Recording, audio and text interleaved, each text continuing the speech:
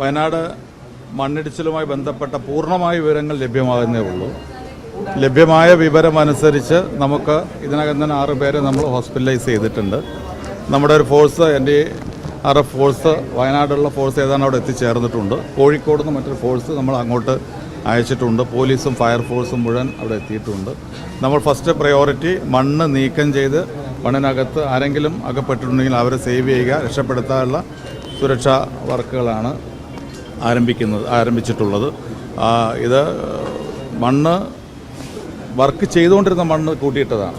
ഞങ്ങളിതുമായി ബന്ധപ്പെട്ട് വർക്ക് നിർത്തിവെക്കണം എന്ന് ആവശ്യപ്പെട്ടിരുന്നു. കാലാവസ്ഥയുമായി ബന്ധപ്പെട്ട് വർക്ക് തൽക്കാലം മുന്നോട്ട് കൊണ്ടുപോകരുത് എന്ന് ആവശ്യപ്പെട്ടിരുന്നു. അതിൻ്റെ അടിസ്ഥാനത്തിൽ തൊഴിലാളികൾ കൂടുതലുണ്ടായിരുന്നില്ല, വർക്ക് നടക്കുന്നുണ്ടായിരുന്നില്ല. അതുകൊണ്ട് തന്നെ അപകടം തൊഴിലാളികൾ ആ സമയത്തില്ല. പക്ഷേ ഇതുമായി ബന്ധപ്പെട്ട് ഇതിനകത്ത് വന്നിട്ടുള്ള ഈ 6 പേർ അഡ്മിറ്റ് ചെയ്ത ആളുകൾ ഉൾപ്പെടെ ആരൊക്കെയാണ് എന്തൊക്കെയാണ് എന്നുള്ള വിവരങ്ങൾ ലഭ്യമാകുന്നതേ ഉള്ളൂ. അപ്പോൾ മറ്റ് കാര്യങ്ങളൊക്കെ ജില്ലാ കളക്ടർ അവിടെ എത്തിയിട്ടുണ്ട്. മറ്റ് കാര്യങ്ങളെല്ലാം നടന്നുകൊണ്ടിരിക്കുന്നുണ്ട്. അല്പസമയത്തിനകം തന്നെ നമുക്ക് അതുമായി ബന്ധപ്പെട്ട ഒഫീഷ്യലായിട്ടുള്ള കാര്യങ്ങൾ തന്നെ പറയാൻ കഴിയും. അത്തരം കാര്യങ്ങളൊക്കെ ഒഫീഷ്യലായിട്ട് അല്പസമയത്തിനകം അറിയിക്കും. ഏറ്റവും പുതിയ വാർത്തകളും വിശേഷങ്ങളും വിരൽത്തുമ്പിലറിയാൻ സീ മലയാളം ന്യൂസ് എല്ലാ ഡിജിറ്റൽ പ്ലാറ്റ്ഫോമുകളിലും ലഭ്യം.